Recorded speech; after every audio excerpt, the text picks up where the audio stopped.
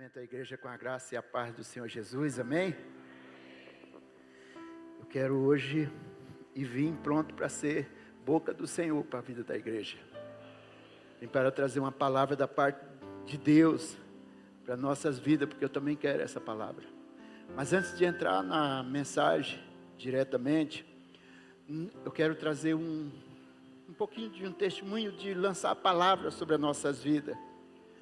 Eu estava assistindo, há 2 semanas atrás, o irmão Everton, que era daqui, está em Paraná, e ele pregava uma mensagem, e ele falava na mensagem, é muito fácil você profetizar na vida dos outros, mas você não libera a bênção sobre a sua vida. E essa palavra dele me chamou a atenção. Eu passei a orar, buscando profetizar a favor da minha vida. E também falando muito sobre isso com a igreja. E essa mensagem dele ficou na minha cabeça. Ainda está também, né? Porque, observando bem, nós oferecemos a bênção para os outros, mas nós não oferecemos para nós. Nós oramos muito pelas pessoas, mas pouco nós oramos por nós. E ontem eu me peguei, e eu cheguei na igreja, nós estamos num propósito, eu e a Rita, de orar. Glória a Deus, hein? Que Deus te recompensa 100 vezes tanto, hein? Vai virar uma distribuidora com essa profecia. E eu cheguei na igreja para orar. Eu estou fazendo uma clausura lá de chegar cedo e só sair depois do culto, porque nós também estamos na campanha lá. E ontem, primeiro objeto que eu falei para mim orar, me veio a Rita para me orar. Eu falei: Senhor, não me leva a mal, mas agora pela manhã eu quero orar só pela minha esposa. Não quero orar pelos filhos, não quero orar por mim, não quero orar pela igreja, não quero orar por ninguém. Eu quero orar hoje só pela minha esposa. E hoje eu amanheci com um sentimento que eu estava gostando mais dela do que ontem. Eu mandei uma mensagem para ela. Falei: você sabe que ontem eu orei bastante por você e hoje eu fiquei mais apaixonado por você. Estou sentindo muita sua falta. Ela falou assim: então foi por isso que eu também estou sentindo muita sua falta. Estou gostando muito de você. Eu falei: meu Deus, que colheita é essa aí?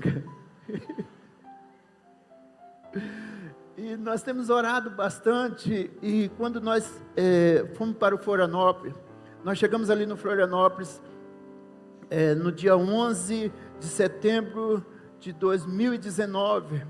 E naquele dia, quando nós formamos que nós fomos fazer o primeiro culto, antes do culto nós reunimos a liderança e eu falei para eles: nós ficaremos aqui 2 anos. No dia 11 de 2021, ou nós vamos para um templo próprio, ou nós faremos culto nas esquinas, mas nós não vamos mais pagar aluguel. A Rita ainda falou para mim: cuidado, porque a palavra vai ter que ser cumprida. Eu falei: vai ser cumprida. No dia 9 de setembro de 2021, nós estávamos cultuando sem teto, sem nada. Nós estávamos cultuando o primeiro culto nosso, mas o terreno já era nosso. O terreno já era nosso. Nós conseguimos comprar o terreno. Ainda estamos pagando. Glórias a Deus, por isso que tem nos dado condições para pagar a prestação. Nós entramos lá, nós ficamos aproximadamente 3 meses cultuando no templo. E era justamente o período de chuva. E todo dia de culto nós orávamos para que não chovesse. E teve um dia que o pastor Edinho, ele foi pregar lá. E aí eu falei: Edinho, hoje eu orei demais para não chover. E relâmpago, trovão. E ele falou, e a hora que ele pegou a mensagem, ele falou assim: Fernandes falou que é para não chover. Outros estão orando para chover. Vai ser a vontade de Deus. Eu falei que a vontade de Deus hoje não seja chuva. Queridos, quando nós entramos nos carros, que nós estávamos indo embora, mas caiu um pé d'água tão forte. Falei: o Senhor está conosco. O Senhor é a nossa força. Nesse ano aqui, esse ano que passou, eu falei de novo. Falei: o dia 31, nós vamos cultuar aqui com ar-condicionado. porque não estava fácil. Eu falava todos os dias, eu falava para o Senhor nas minhas orações: Senhor, o povo não está aguentando mais, Senhor. E tem gente que está indo até embora, Senhor, e nem vem mais nos cultos, só vem uma vez. Eu acho que é por causa do ar-condicionado, Senhor. Me ajuda, dá um socorro. Mas eu lancei essa palavra também. E a galera foi junto comigo. E que dia mesmo que você terminou lá de instalar o ar-condicionado? Foi sábado, né? Foi sábado, a véspera da festa da virada do ano. Nós estamos com o ar-condicionado. E aí, a bondade de Deus tem sido muito boa conosco. Mas eu aprendi com a jovem, que eu tive um encontro com ela essa final de semana, que ela falou uma coisa para mim: pastor, tudo é Deus. Eu falei: eu só estou mudando, você só mudou a minha fala, porque eu falo lá na igreja que tudo é Cristo, você está falando que tudo é Deus. Ela falou para mim: eu estou vivendo um momento espiritual, ministerial tão bom, mas é Deus, não tem nada de mim não. Falei: realmente, você está certo, tudo é Deus, tudo é o Senhor. Nós precisamos lançar as palavras sobre as nossas vidas. Eu vejo o Salmo 126, quando ele sai da Mesopotâmia, quando ele sai da Babilônia, o povo começa a falar para eles: olha, grandes coisas tem feito o Senhor por esse povo. Olha, grandes coisas o Senhor está fazendo por eles. Os primeiros versículos ele vem dizendo: grandes coisas o Senhor tem feito. Mas chega um momento que daí eles também começam a falar: grandes coisas o Senhor está fazendo por nós. Por isso nós estamos vivendo essa bondade. Eles estão reconhecendo que a grandeza de Deus é na vida deles. Eles estão reconhecendo que a grandeza de Deus está fazendo efeito na vida deles. Mas chega um momento na vida deles que parece que parou. Eles já não estão mais vendo aquilo acontecer. E o salmista, segundo Mateus R., ele fala que é um dos filhos de Asaf, que não é neto, nem do... como que chama? Que não é sobrinho do pastor Edinho. Esqueci do nome da mãe agora. Ela vai acabar com a minha vida, porque eu esqueci em cima do altar o nome dela. Rege. É a Rege. Não é o Asaf dela. Mas ele diz que aquele povo já estava quase no mesmo período que eles passaram lá na Babilônia, já estava vivendo para ele escrever esses salmos. E ele fala que eles tinham parado no tempo e já não estavam mais vivendo a vontade de Deus. E o salmista começa a dizer: Senhor, faz de novo, faz outra vez, Senhor, renova, nos tira, Senhor, daquela prisão. Senhor, nos leva de novo a viver uma vida nova. Aquilo que o Senhor fez lá no começo, quando o Senhor nos tirou, faz de novo. E ele fala nos últimos versículos 5 e 6, que aquela galera, eles estavam agora vivendo um momento, não estavam plantando, e eles andavam plantando e andavam chorando, porque eles tinham uma escolha para fazer: ou eles plantavam e ficavam com fome, ou eles comiam semente e não ia ter o futuro. Eles começam agora, o momento de ver, que é o que Eclesiastes 3 diz: há tempo para todas as coisas, há tempo para plantar e há tempo para colher, há tempo para colher e há tempo para comer. Então tem os tempos certos, e nós como cristãos, nós precisamos observar isso, que antes que nós vamos colher, nós precisamos plantar, nós precisamos semear, porque se nós não semeamos, é certo que nós não colheremos. Eu quero deixar uma pequena pergunta: você tem semeado? E se tem semeado, qual é o tipo de semente que você tem semeado? Como que está o seu plantio? Porque às vezes nós queremos colher, mas nós não plantamos. Às vezes nós queremos comer, mas e a colheita não chegou?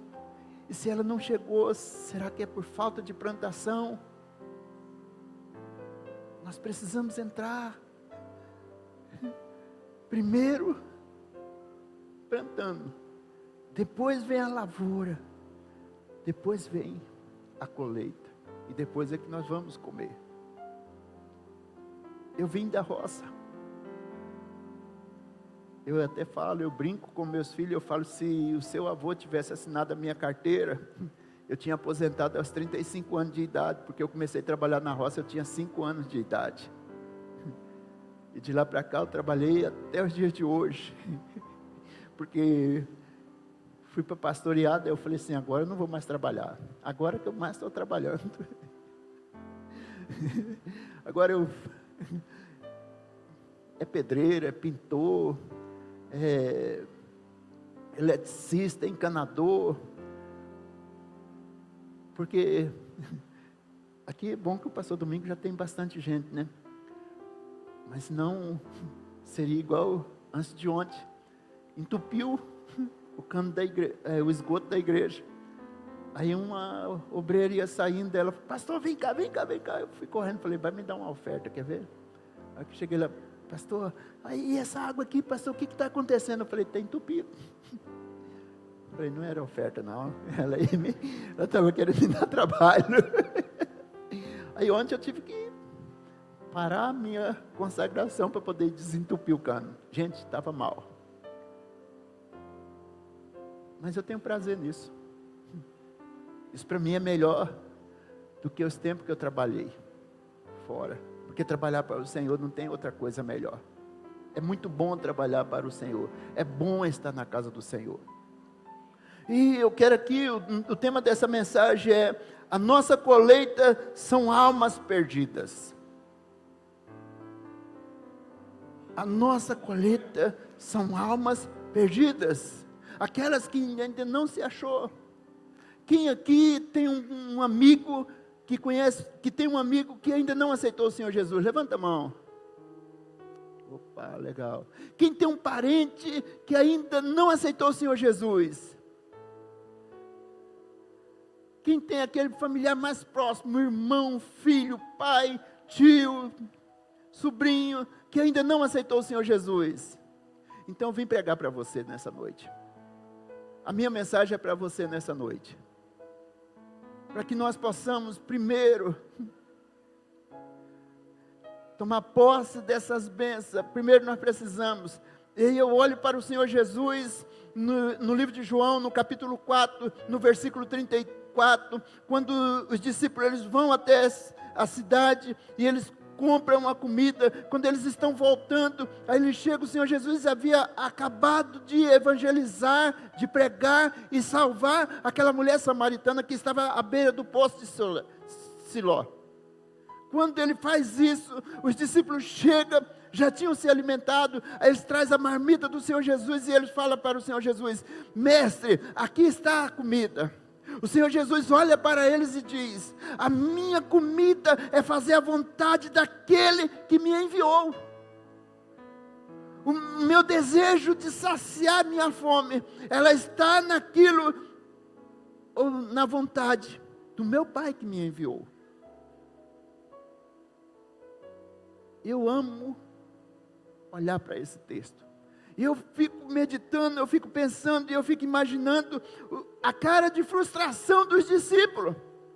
Porque eles devem ter escolhido, os discípulos amavam o Senhor Jesus. Eles eram apaixonados pelo Senhor Jesus. E eles devem ter escolhido a melhor comida para o Senhor Jesus. A melhor marmita, a que tivesse mais para o Senhor Jesus. Talvez tivesse um suco, eles trouxeram o suco, o melhor suco de uva. Talvez eles trouxeram um copo maior de uva. Eles queriam dar para o Senhor Jesus. Mas quando eles chegam que entregam, o Senhor Jesus fala para eles: não é essa comida que eu quero comer.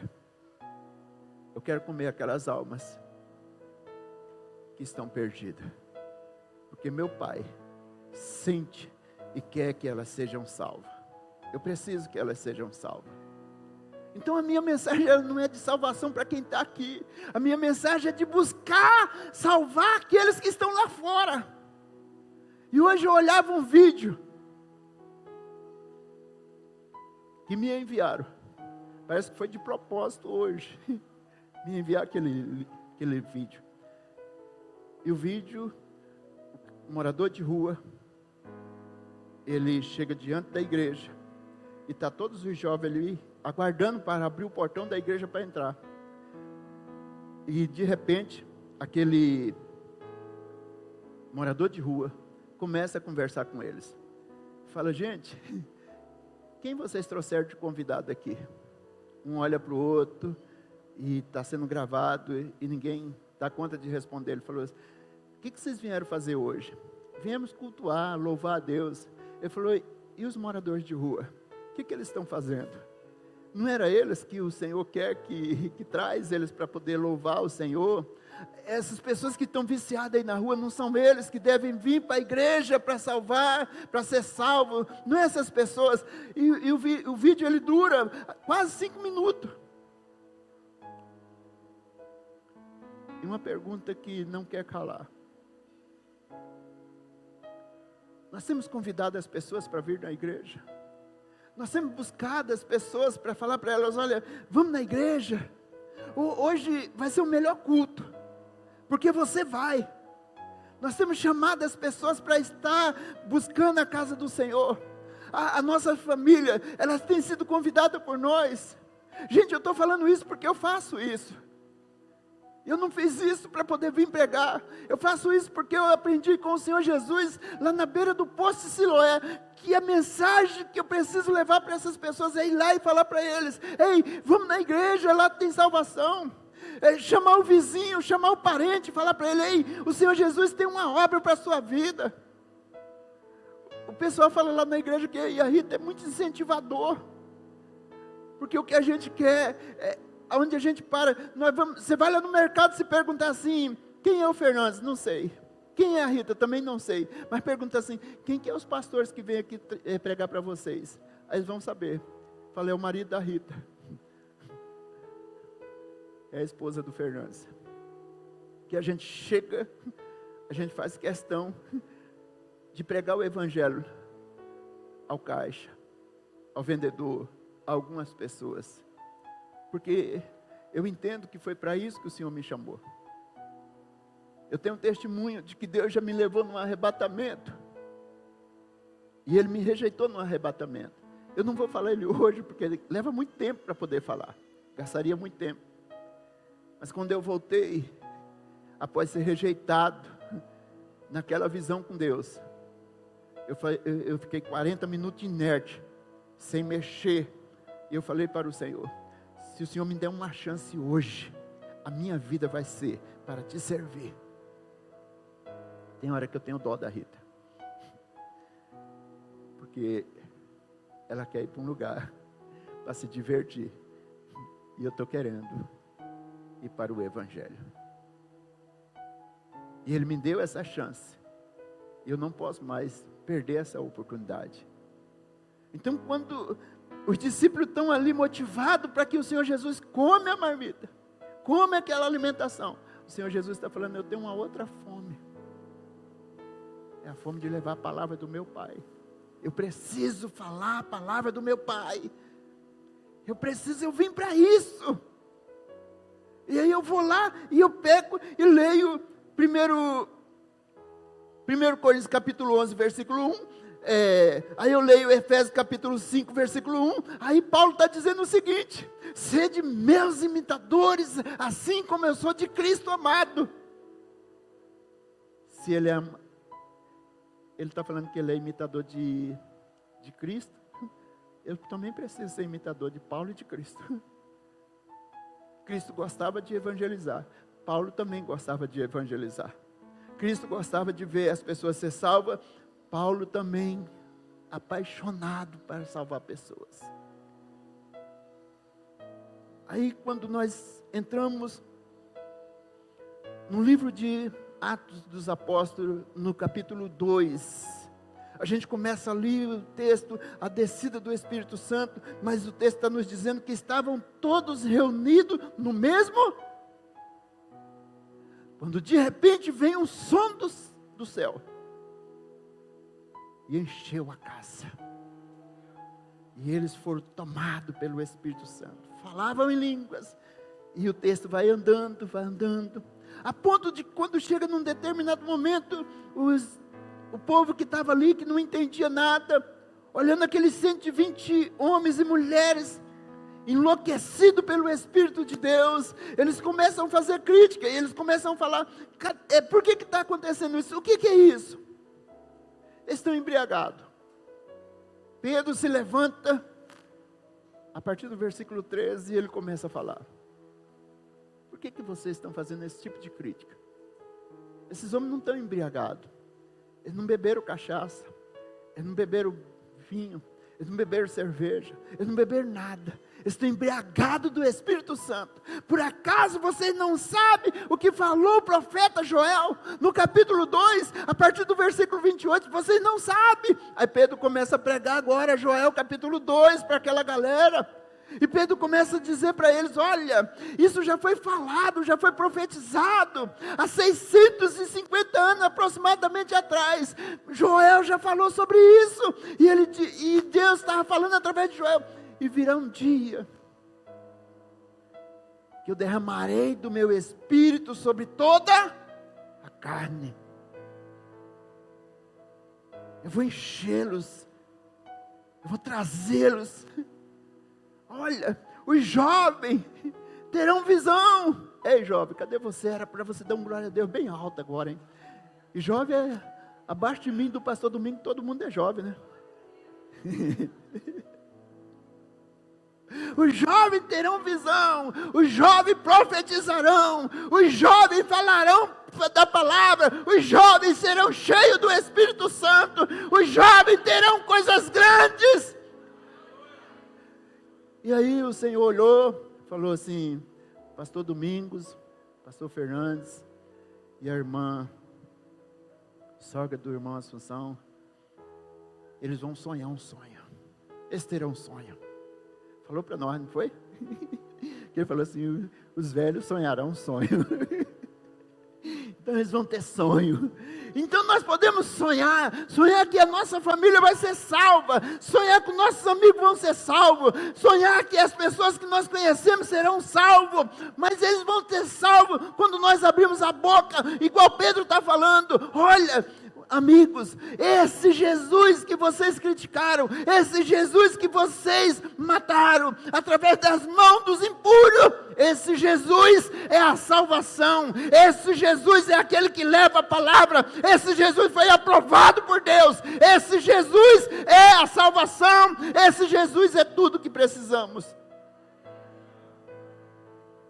Os caras ficaram enlouquecidos, porque a palavra estava sendo falada. E aí no versículo 38 ele diz o seguinte, estou em Atos capítulo 2, ouvindo eles isto, compungiram-se em seu coração e perguntaram a Pedro e aos demais apóstolos, que faremos, varões, irmãos? E disse-lhe Pedro, arrependei-vos, só isso que vocês precisam, se arrepender, e cada um de vós seja batizado em nome do Senhor Jesus Cristo, para perdão dos pecados, e recebereis o dom do Espírito Santo.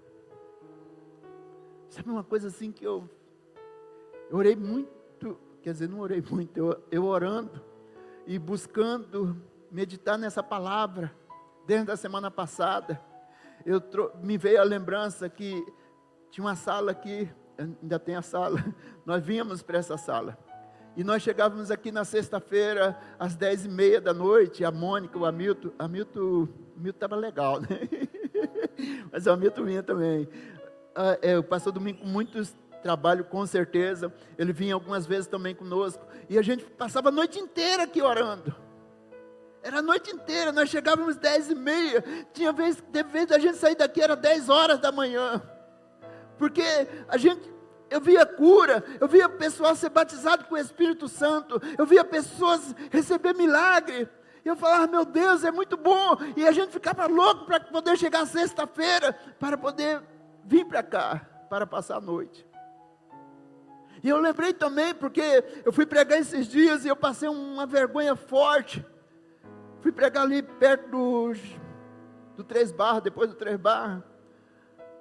E aí antes que eu pegasse a palavra, um jovem fala bem, ele é venezuelano, e ele fala muito bem. E aquele jovem começou a dar um testemunho. Ele falou que ele pediu a oportunidade para dar um testemunho. E ele começa a dar o testemunho, e ele começa falando o seguinte: eu estou com muita saudade de 5 anos atrás, quando nós íamos no culto a igreja não era aqui, era mais distante. E nós tínhamos que andar 8 quilômetros. Eu falei, meu Deus do céu, tomara que esse guri não fale de novo, porque 8 quilômetros ele falou errado, ele repetiu de novo. Nós andávamos 8 para ir e 8 para voltar. E ele falou assim, eu não vejo o jovem aqui na igreja. Eu falei, meu Deus. E ele falou assim, e era tão gostoso, e a gente só tinha 4 cultos na semana. E o guri era apaixonado por Cristo. E o guri gostava de Jesus. Ele falou, eu ando doido para poder voltar esse tempo, porque eu venho, aí eu não vejo meus amigos, minhas amigas aqui, eu vejo, eles não estão aqui. 8 quilômetros de a pé, 8 para voltar, 16 quilômetros, o guri perdia praticamente a noite dele toda, para poder ir adorar o Senhor Jesus, louco pelo Senhor Jesus. A gente precisa pegar esse de colheita de novo. Nós precisamos pegar essa geração que é apaixonado por Cristo, que é voltado para o Senhor Jesus, louco pelo Senhor Jesus, que gosta de falar do Senhor Jesus, que é impactado pelo poder do Senhor Jesus, que o Senhor Jesus é tudo para ele. Conversava com uma jovem, ela formou agora, e ela estava no final da formação dela, e aí ela foi conversar com uma pessoa do ministério dela, e ela falou para mim, eu pedi para ela procurar um médico. Eu também vou no médico, gente, mas antes de ir no médico eu oro. E aí eu falei, eu falei, o que mais que você falou? Ela falou, não, mandei ela procurar um médico, e depois ela me procura e tal. Eu falei, sério? Eu falei, você não orou por ela não? Ela falou, não, porque o problema dela não era de oração. Eu falei, o que você me diz quando Paulo foi mordido de cobra? Será que ele, nos tempos de hoje, ele procuraria o médico ou ele oraria? Eu falei, o que você me diz sobre aquele rei de Samaria, que sofreu um acidente quando ele caiu?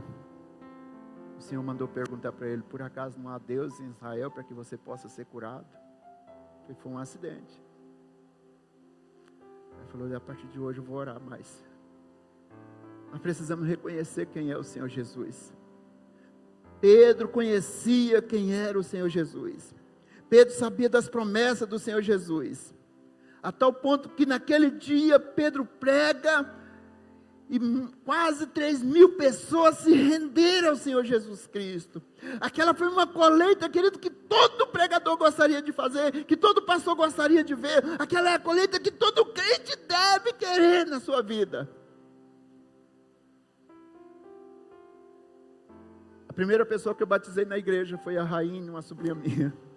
Nós estávamos lá já há algum tempo e não batizava ninguém. 12 pessoas no culto, e o dia que tinha 13, a gente só não comemorava porque nós não vestia vermelho. Aí,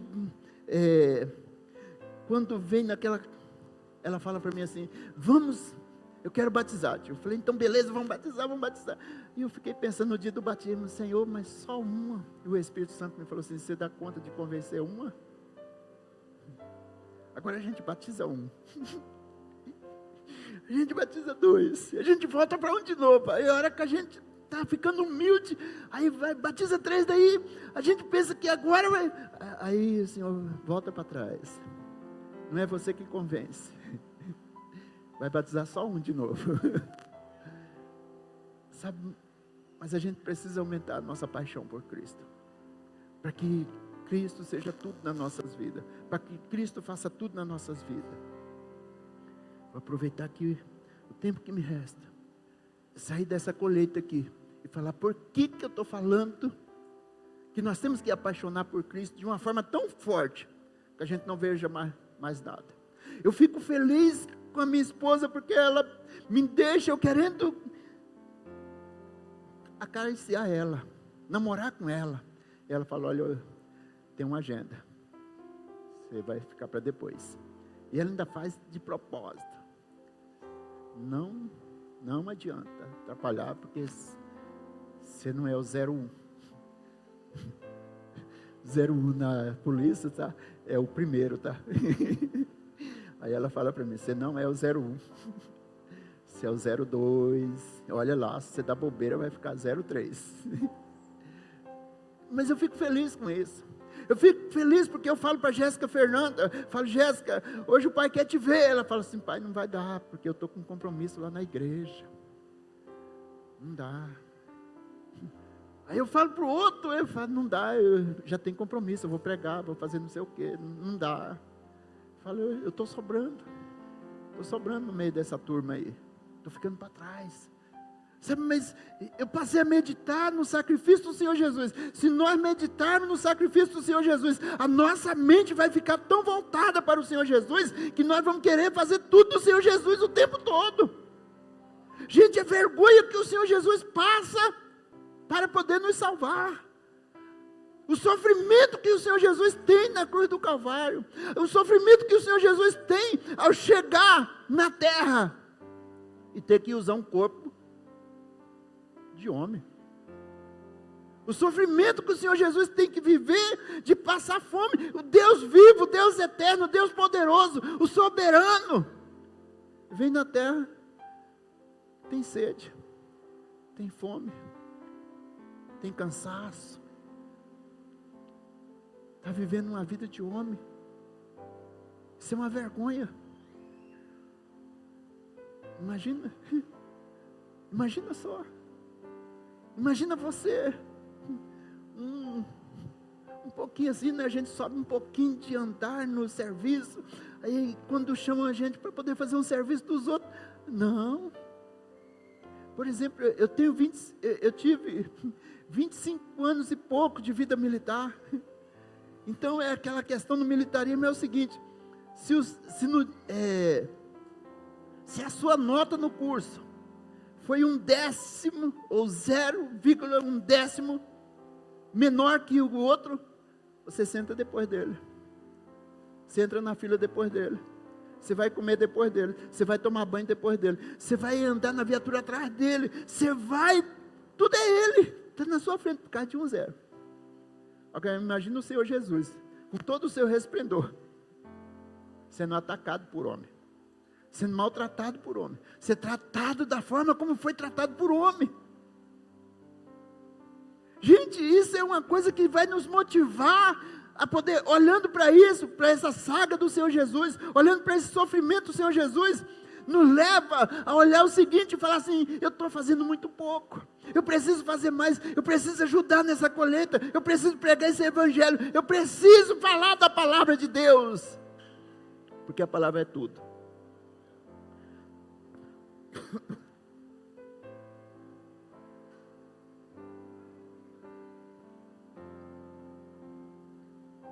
Não vai dar para mim ler todo o texto.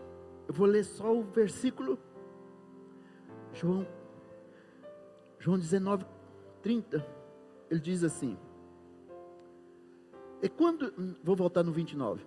Estava, pois, ali um vaso cheio de vinagre, e encheram de vinagre uma esponja, e pondo num isopo, lá chegaram à boca, e quando Jesus tomou o vinagre, disse: está consumado, e inclinando a cabeça, entregou-os o Espírito. Ou seja, João está contando toda a saga que o Senhor Jesus está vivendo.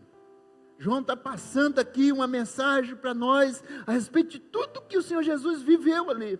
E ele nos diz que quando eles pegaram o Senhor Jesus lá no Getsemane. Eles estão trazendo, está tendo sofrimento. Eles estão batendo, estão espancando o Senhor Jesus, está tratando o Senhor Jesus com todo o rigor. Eles estão tratando o Senhor Jesus como um bandido. E esse bandido era eu, esse bandido era nós. E o Senhor Jesus está passando por todo esse sofrimento, por causa de nós. Agora ele é entregue para o sumo sacerdote. Caifás agora vai tratar ele com mais rigor ainda. Eles cuspem na cara do Senhor Jesus, eles espancam o Senhor Jesus o tempo todo, eles estão machucando o Senhor Jesus o tempo todo, por causa de nós, por causa dos nossos pecados, por causa das nossas falhas. O Senhor Jesus está passando por tudo isso. E o Senhor Jesus vem, ele não está sendo carregado, ele está amarrado, ele está apanhando o tempo todo. Eu sei o que é uma pessoa indefesa apanhando o tempo todo. Não que eu bati, gente, é que eu vi isso acontecer. E ele vem nesse sofrimento todo. Passa a noite, dia amanhece e começa. Ele é julgado, ele é entregue para Pilatos, para ele poder ser condenado. Pilatos, por sua vez, lava as mãos. Sabe, quando você olha para Pilatos lavando as mãos, é como se nós olhássemos para nós. Será que nós não estamos fazendo igual Pilatos? Será que nós não estamos lavando as mãos? Deixando essas pessoas que não conhecem o Senhor Jesus chegar até as trevas?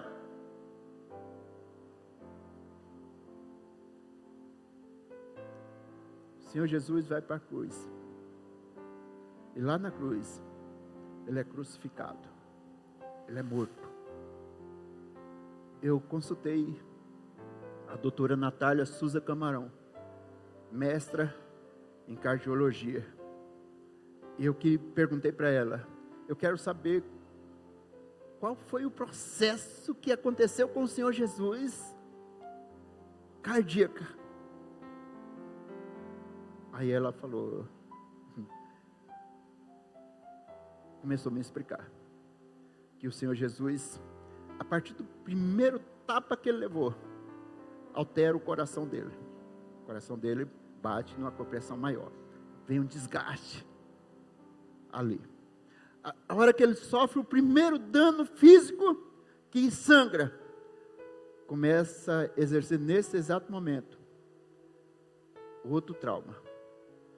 Quando ele sofre pancada no rosto, os cortes que ele tem no corpo, ele passa a ter agora um polotraumatismo. O coração dele está cada vez mais deficiente. Quando ele é colocado na cruz, nessa posição, segundo alguns historiadores, Mateus Henry fala que ele tinha aproximadamente 75 quilos, que a altura dele é de aproximadamente 1,77 m a 1,80 m. Quando ele está nessa posição, os pregos estão nos pés, e as mãos estão furadas. Ela me diz que agora aumenta mais ainda o polotraumatismo na vida dele, no coração dele. O coração dele começa a sofrer uma pressão, a ponto de ele vai perdendo a respiração.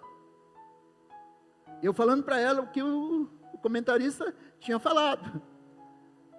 Aí ela falou, ele passa a sofrer, porque o corpo dele não vai suportar, os braços não suportam essa posição, começa a fazer isso aqui, o corpo dele começa a descer, e ele tem que apoiar nos pregos que está ali. A partir do momento que ele está passando isso, começa agora um processo de cãibra nas pernas dele. E aí nós sabemos que quando uma pessoa está fazendo um exercício físico, o sangue ele está subindo numa velocidade menor do que na qual ele vai descer. Ou seja, quando o sangue desce nas veias, ele sai do coração, ele recebe uma pressão, ele sobe. Mas quando ele vai descer para ir lá embaixo, é 100 por hora, é 100%. Mas quando ele vai subir, essa panturrilha que vai ter que mandar o sangue subir. Quando o sangue vai subir, ele vai abaixo de 10. O Senhor começa a sofrer esses agravos todos lá na cruz. Quando ele começa a ter a câimbra, ela me disse o seguinte, Fernandes, eu não gostaria de responder isso para você, porque os médicos cristãos, cardiologistas, não gostam de falar disso, porque eles sabem o que acontece. O sofrimento é exagerado. Ela falou, vou te fazer porque você falou que vai pregar sobre isso. Olha o sofrimento. Ou seja, um trauma atrás outro trauma, e o coração, porque não tem o bombeamento correto, ele sofre agora essa pressão no corpo, e o coração dele começa a falir a todo momento. Isso é chamado de consistência de fadiga no coração. O sofrimento dele é muito bruto. Nenhum homem passou por isso. Ela me disse que uma pessoa suportaria, no máximo, 10 minutos e morreria. O Senhor Jesus é colocado, segundo alguns historiadores, lá na cruz, 9 horas da manhã, entre 9 ao meio-dia da manhã. De 3 para 4 horas da tarde, é que o Senhor está entrando no estado de óbito. Olha o sofrimento que o Senhor Jesus passou. Nós podemos então deixar essa colheita e ir embora? Olha a luta que o Senhor Jesus passou por mim e por você. Hoje, conversando com uma jovem a respeito de uma situação que ela falou de uma congregação, e aí eu ouvindo ela, e ela falou, mas por que não prega? Eu falei, na verdade, minha filha, pastores que pregam a palavra, é aqueles que estão nas periferias, que estão nos bairros.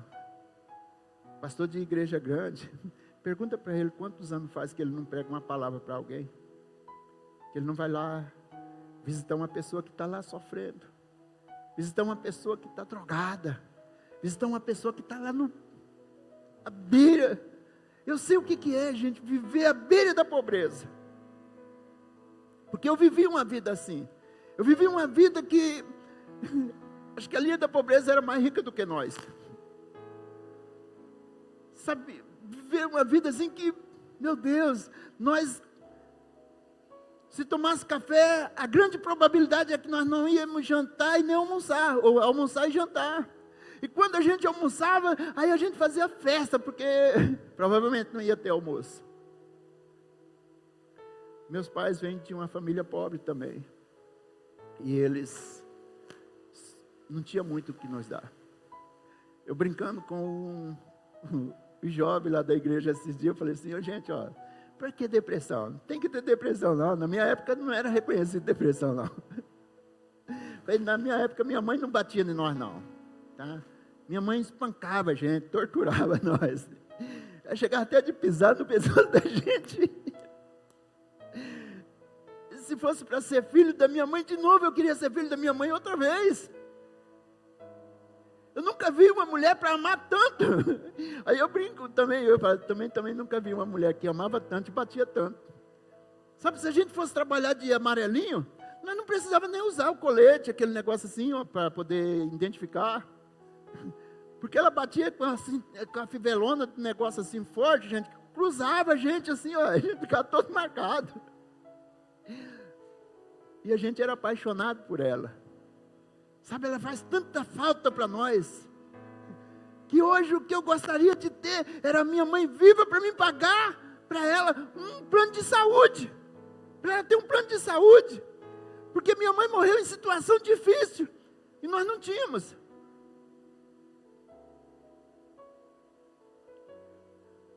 Está faltando nós queremos pregar mais para o Senhor Jesus, e mandar essa depressão para os quintos do inferno. Está faltando nós pregar mais o Senhor Jesus e olhar que tem pessoas boas do nosso lado. Pregar o Senhor Jesus e ver o que o Senhor Jesus falou para João. João, aí é a tua mãe. Maria, olha aí o teu filho. Olha aí, mulher. Sabe, nós estamos presos em muitas coisas, que está faltando nós nos prendermos no Senhor Jesus. Os nossos vizinhos não chegarão no céu. Não vai ser por falta de pregação, porque nós pregamos para eles. O tempo todo. A maior colheita que nós possamos, ou que nós podemos fazer, obter, é a colheita de colher as almas perdidas. O Senhor Jesus foi atrás da única ovelha que tinha se perdido. E Ele trouxe. Ele dá o exemplo. Tem que ir lá. É que tem ovelha que ela, igual um pregador, eu vi um pregador falando, né? Tem ovelha que ela se perde. É o caso da 100, né? Da número 100. Agora tem umas ovelhas que ela não quer nada. Essas ovelhas deixam só o Senhor Jesus para bater nela. Se Ele quiser trazer, Ele traz. Se não quiser, ela se perde de vez. Essa não tem mais o que... nós não temos força para isso. Porque tem ovelha que ela se machuca ao longo do trajeto. Mas tem ovelha que ela quer pular cerca. E aí ela vai embora. Quantas pessoas você já viram aqui que hoje não está aqui? Quantas pessoas você tem cultuado que já não está mais aqui? Aí eu faço uma pergunta para mim, nas minhas orações. E as que ficaram? O problema está nas que ficaram ou nas que saíram. O problema é de quem está ou de quem foi embora. Eu quero orar. E eu quero... só tem 3 minutos para orar. Vamos terminar o culto.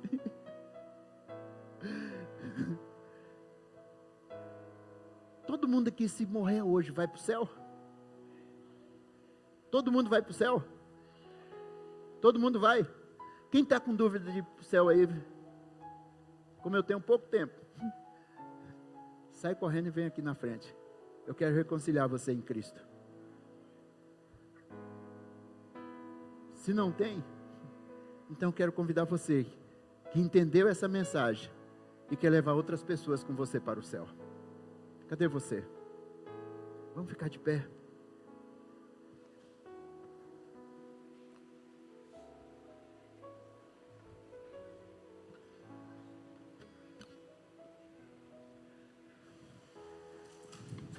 Você tem vontade de levar pessoas para o céu?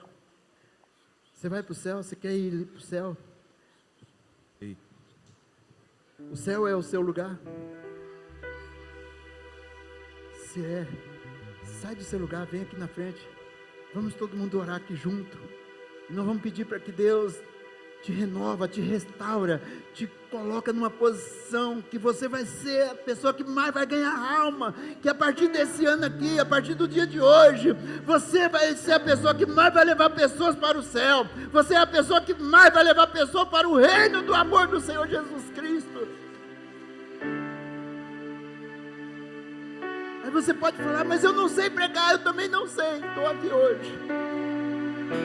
Eu não sei pregar, eu não sei falar, eu também não sei. A Rita me corrige o tempo todo. E eu falo para ela, me corrige mesmo. Chega em casa, daí eu tenho que... você errou nessa fala, você errou nessa aqui. Tá bom, eu vou melhorar. Aí eu não sei orar. Eu também não, mas eu gosto de orar. Eu gosto de orar, eu não sei orar ainda. Eu não aprendi a orar, mas eu gosto de orar. A Rita tem hora que ela ri de mim, porque eu estou orando num sentido, depois eu já estou orando num outro sentido. Ela fala, você faz uma loucura aqui, você deixa os seus crentes tudo louco. O importante é ter Cristo. E ter sede da palavra e da oração de Cristo. Repete comigo. E fala assim, Senhor meu Deus, a partir de hoje, o Senhor está olhando para um novo crente. Um crente cheio do teu Espírito, cheio da vontade de povoar o teu céu.